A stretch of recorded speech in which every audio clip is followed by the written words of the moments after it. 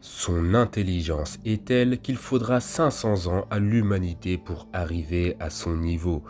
Scientifique de génie à la solde du gouvernement mondial, le docteur Vegapunk est à l'origine des plus grandes inventions existant dans le monde de One Piece.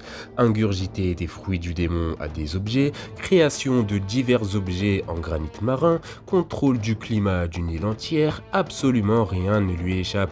Mais s'il y a bien un domaine où il va au-delà de notre imagination, c'est sur sa maîtrise du facteur de lignage. Ce génie a été capable de mêler robotisation, race mythique, clonage de fruits du démon et miniaturisation en une seule et même création, pour ainsi donner naissance au Séraphin, se présentant alors comme le plus grand scientifique ayant existé.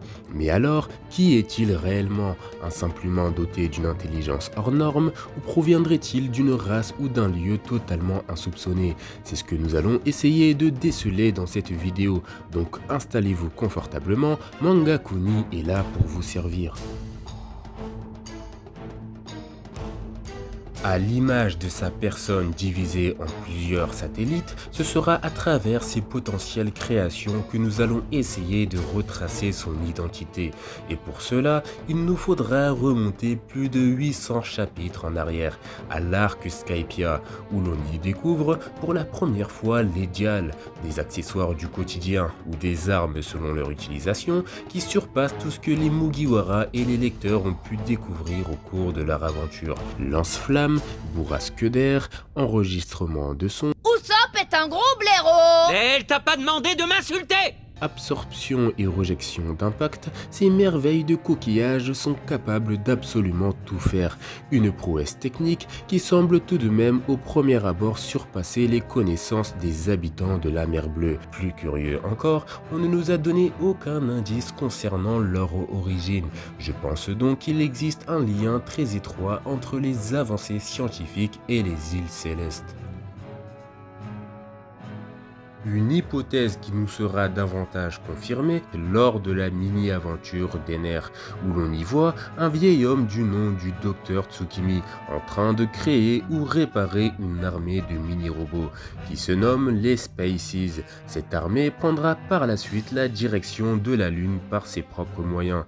En parallèle, à la fin du combat opposant Luffy à Ener, ce dernier prit la direction de la Lune, qu'il nomme le monde des rêves.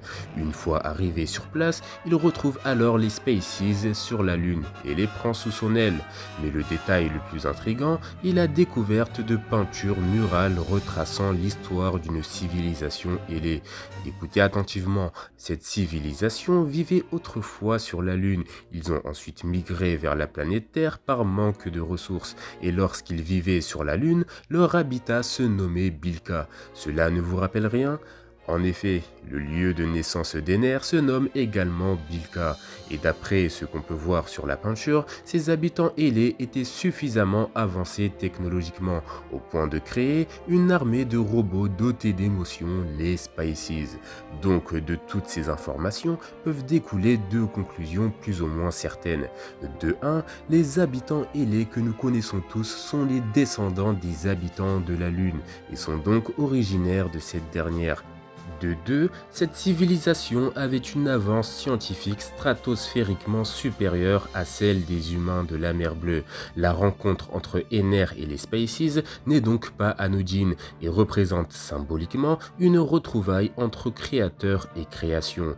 Il ne fait donc aucun doute que la technologie des dials a été façonnée par des habitants de race céleste. Et là où l'argumentaire prend tout son sens est lors du chapitre 1064. On apprend que Shaka, le Vegapunk 01 qui représente hiérarchiquement la création la plus importante de Vegapunk, réside sur une île céleste, une île qui a été synthétiquement reproduite par lui-même. Donc ce qu'on peut tirer de tous ces éléments factuels de l'œuvre est qu'une race céleste a été capable de créer des robots munis d'émotions. Et qui dans notre monde peut prétendre à une avance scientifique aussi lunaire, résidant comme par hasard sur une île céleste? Vous l'aurez bien compris, le docteur Vegapunk, le génie aux 500 ans d'avance sur l'humanité, est sans l'ombre d'un doute originaire d'une race céleste. Il aurait hérité d'une manière ou d'une autre des connaissances de son peuple pour façonner le scientifique qu'il est. L'arc étant centré sur lui et étant en plein cœur de la saga finale, je pense qu'Oda ne tardera pas à nous révéler les détails les plus importants le concernant. Nous arrivons à la fin de cette vidéo, j'espère que mes arguments vous auront convaincu. N'hésitez pas à liker, partager, commenter et on se dit à bientôt pour de nouvelles vidéos lunaires. Peace.